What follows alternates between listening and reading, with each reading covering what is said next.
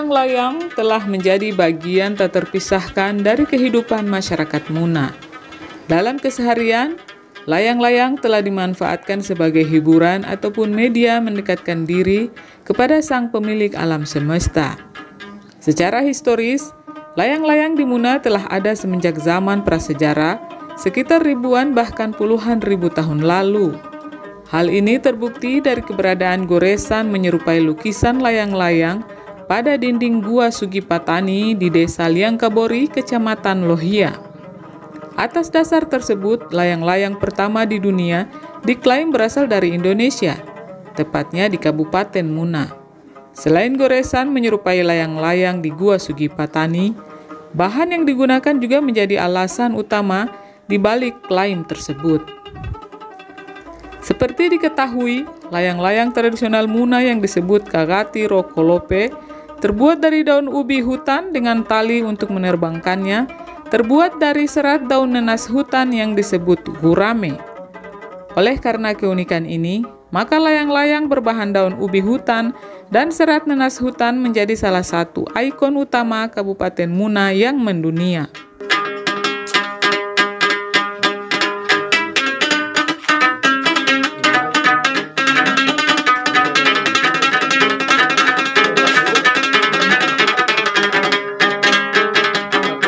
Namun di balik keunikan yang dimiliki layang-layang tradisional Muna, ternyata ada sejumlah kisah menarik.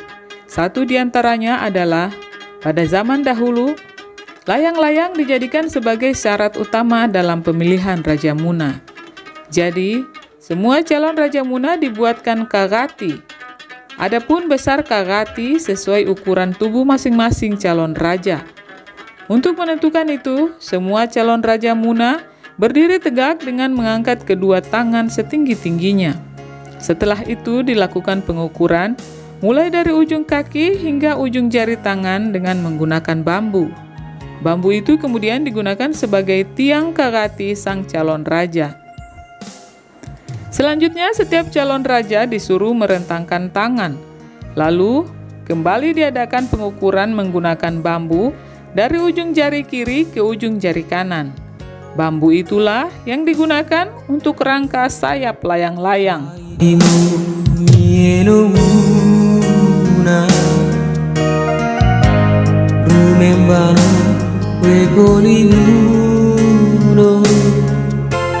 Usai proses pembuatan, layang-layang seluruh calon raja diterbangkan selama 7 hari 7 malam. Selama mengudara, masyarakat bisa menyaksikan secara langsung. Menurut kepercayaan kala itu, kagati yang mampu terbang 7 hari 7 malam menunjukkan bahwa si pemiliknya, dalam hal ini calon raja, berperilaku baik lagi terpuji. Sesuai dengan nilai-nilai ajaran kebaikan yang berlaku di tengah masyarakat Muna kala itu. Olehnya itu, barang siapa yang layang-layangnya mampu bertahan di udara 7 hari 7 malam, maka dialah yang berhak diangkat menjadi Raja Muna. Namun, bila ada 2 kagati yang bertahan, maka waktu mengudara layang-layang diperpanjang lagi sampai yang tersisa tinggal 1.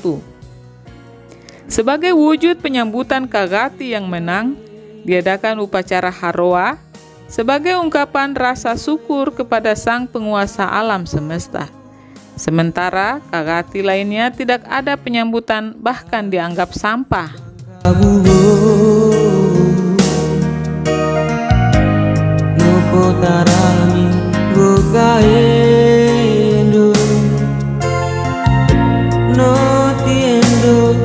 Begitulah proses pemilihan Raja Muna pada masa kuno. Dilakukan dengan cara damai dan penuh dengan unsur seni. Tidak ada duel secara fisik, tidak ada perdebatan, intrik kotor, intervensi, apalagi intimidasi atau pemaksaan. Semua seolah-olah diserahkan kepada ketetapan Sang Maha Kuasa melalui layang-layang yang diterbangkan ke angkasa.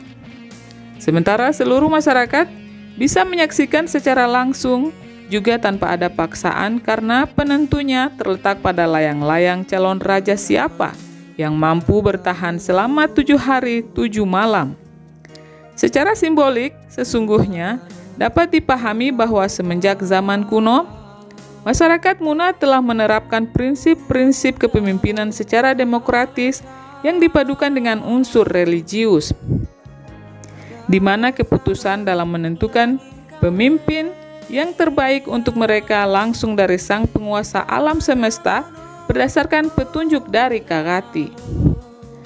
Cara ini akhirnya melahirkan rasa puas bagi seluruh rakyat, termasuk para calon raja lainnya.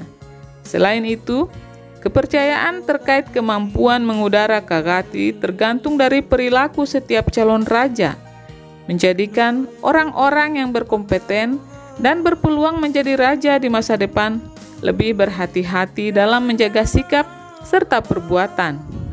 Sungguh, sebuah sistem pemerintahan yang dibangun di atas asas-asas keadilan, moralitas, dan keterbukaan.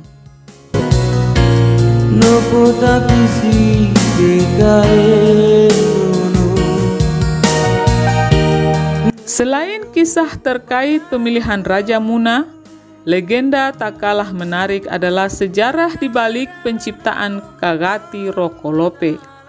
Menurut tutur lisan masyarakat Muna, dikisahkan bahwa kelahiran Kagati Rokolope bermula dari Lapasindae Daeno yang sejak remaja telah bercita-cita menjadi kepala suku Muna.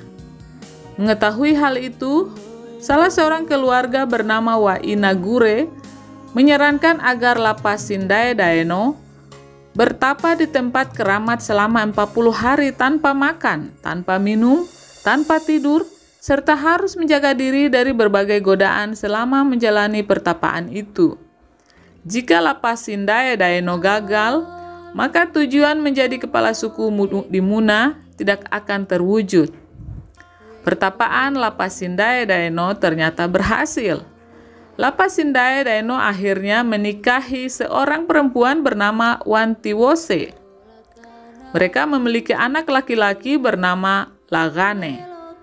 Pada saat hamil anak kedua, Wantiwose mengidamkan makanan yang tidak mengandung darah. Mendengar itu, Lapasindae Daeno bertapa hingga memperoleh petunjuk untuk pergi ke hutan, lalu memotong anaknya Lagane menjadi 4 bagian. Petunjuk itu pun dilakukan. Setelah memotong anaknya ke 4 bagian, tubuhnya ditanam pada tempat berbeda-beda. Tak lama kemudian, dari keempat tempat tersebut, tumbuh tanaman ubi kayu, jagung, ubi hutan, dan ubi talas. Kejadian itu tidak disampaikan Lapasindae Daeno pada sang istri. Hingga Wantiwose menanyakan keberadaan Lagane. Lapasindae Daeno kemudian mengajak sang istri untuk mencari anak mereka.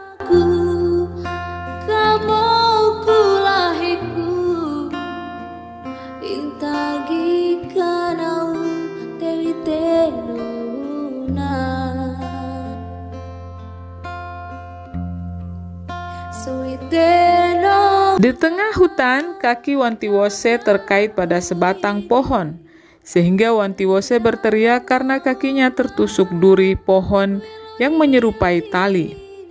Mendengar teriakan istrinya, Lapasindae Daeno berusaha untuk menolong. Setelah melihat tali yang mengikat kaki sang istri, ternyata itu berasal dari pohon kolope.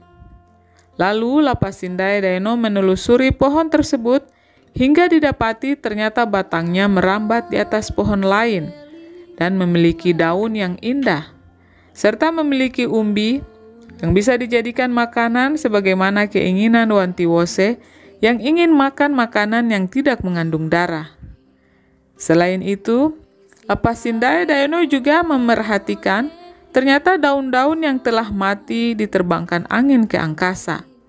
Melihat itu, Lapasindae Daeno menyampaikan kepada istrinya, "Jangan sampai daun-daun ini bisa mengantarkan mereka bertemu Lagane hingga mencapai matahari."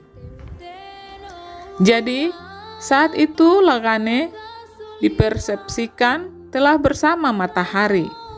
Lalu pulanglah mereka berdua untuk memberitahukan kepada warga mengenai kejadian yang luar biasa itu. Setelah itu, Lapasindai Daeno mengajak warga menyaksikan kejadian peristiwa tersebut.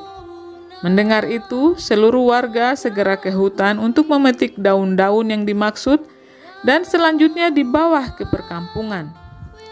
Setiba di kampung, warga mengambil bambu lalu dibelah kecil-kecil, kemudian daun itu dirakit dalam bentuk segi empat, lalu dijepit agar lebih rapi. Jadi, jepit dalam bahasa Muna disebut rati. Itulah sebabnya mereka sebut kagati, yang berarti daun kolope yang dijepit lalu dirakit dalam bentuk segi empat, setelah jadi lalu dijepit dengan alat pemberat.